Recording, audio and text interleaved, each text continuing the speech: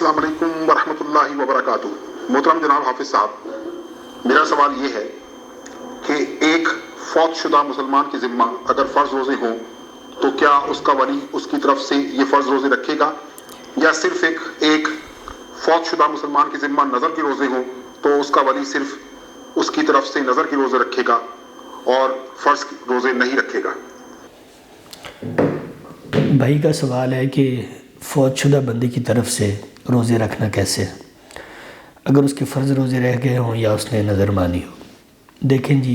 دو سوالات ہیں اور ان کے دو جوابات ہیں۔ پہلی صورت، اگر کسی کی ذمہ فرض روزہ تھے تو یہ دو صورتوں سے خالی نہیں ہے، دو حالات سے خالی نہیں ہے۔ ایک یہ کہ جو بندہ فوت ہوا ہے جس کی ذمہ روزے تھے وہ مریض تھا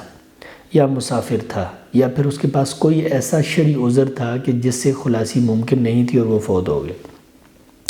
فرض کریں ایسا مستقل مرض تھا کہ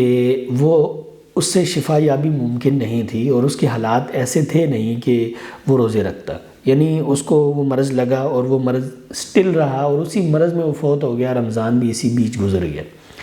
اب ایسی حالت میں نہ تو وہ رمضان میں روزے رکھ سکتا تھا نہ رمضان کے بعد روزے رکھ سکتا تھا، جب سے اس کو مرض لگا وہ مرض میں ہی رہا ہے۔ یا پھر سفر کی بھی یہی مثال ہے کہ ایک بندے نے سفر شروع کیا اور اسی سفر میں وہ فوت ہو گیا، اس کا سفر مکمل ہوا ہی نہیں کہ اس کو بعد میں کچھ ایام ملتے، فرصت ملتے،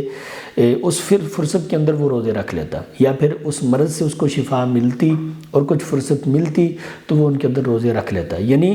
جو اس کو عذر پیش آیا وہ اس عذر کے اندر ہی فوت ہو گیا۔ تو ایسی صورت میں نہ تو وہ بندہ گناہگار ہے جو اس مرض یا اس عذر کے اندر فوت ہوا، اور نہ ہی اس کے ورثاء کے اوپر روزے رکھنے فرض ہیں، اور نہ ہی ان کا کفارہ یا کچھ بھی دینا وہ ان کے لیے ضروری ہے، کچھ بھی نہیں ہے۔ دوسری صورت یہ ہے کہ ایک بندہ مریض تھا یا اس کو کوئی بھی شرعی عذر پیش تھا جس کی وجہ سے وہ رمضان کے روزے نہیں رکھ سکا، اور جو خواتین کی بیماری ہے وہ بھی اس میں شامل ہے کیونکہ یہ عارضی بیماری ہے، اور بعد میں ان کو فرصت ملی، رمضان کے بعد 1 مہینہ 2 مہینے یا کچھ عرصہ ان کو فرصت ملی، لیکن اس فرصت میں بھی وہ روزے نہیں رکھے، ان کو موقع نہیں ملا یا ان کی سستی کاہلی تھی کہ اس فرصت میں انہوں نے روزے نہیں رکھے، حالانکہ وہ شفا یاب تھے، اب سفر نہیں تھا، اب ایسی صورتحال نہیں تھی، ان کا یہ ارادہ تھا کہ سال پورا پڑے رکھ لیں گے، لیکن نہیں رکھے اور وہ فوت ہو گئے۔ تو ایسی صورت میں ان کے اولیاء کو، ان کے ورثاء کو ان کی طرف سے روزے رکھنے چاہیے، اور اگر ایسی صورت میں وہ روزے نہ رکھیں اور ان کی طرف سے فدیہ دے دیں، ان کی طرف سے ایک روزے کا کفارہ دے دیں تو یہ بھی درست اور جائز ہے۔ اب دوسری صورت یہ ہے کہ کسی بندے نے نظر مانی ہو،